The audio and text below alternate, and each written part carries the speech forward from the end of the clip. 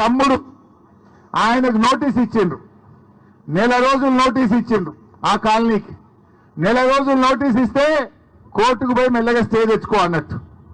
ఆయన పోయిండు, కోర్టులో కేసు వేస్తే గవర్నమెంట్ ప్లీడర్ జీపీవై ఏం చెప్పిండంటే, మేము ఇప్పుడే కూలగొట్టాం, మేమంతా సర్వే చేస్తాం, ఎఫ్టీఎల్ నిర్ధారణ చేస్తాం, అప్పటి కూలగొట్టమని ప్రభుత్వ ప్లీడరే పోయి హైకోర్టులో అఫిడవిట్ వేసిండు. అంటే మీ తమ్ముడికి బలిసిన వాళ్ళకు ఒక న్యాయం, ఈ పేదోళ్ళకు మాత్రం నోటీస్ లేదట. ఈ పేదోళ్లకు కనీసం అడగరట. రాత్రికి రాత్రే వచ్చి పోలీసు వాళ్ళని పెట్టుకొని నంబర్లు చేస్తాం, కూలగొట్టమంటే ఇది ఏం రాజ్యం అని నేను అడుగుతా ఉన్నా. పేదలకు మీరు సాయం చేస్తారా? అందువల్ల ఎట్టి పరిస్థితుల్లో మీరు ధైర్యంగా ఉండండి, మీ ఉద్యోగాలు మీరు చేసుకోండి. మీకేమన్నా చిన్న ఇబ్బంది వచ్చినా డైరెక్ట్గా తెలంగాణ భవన్కు రండి.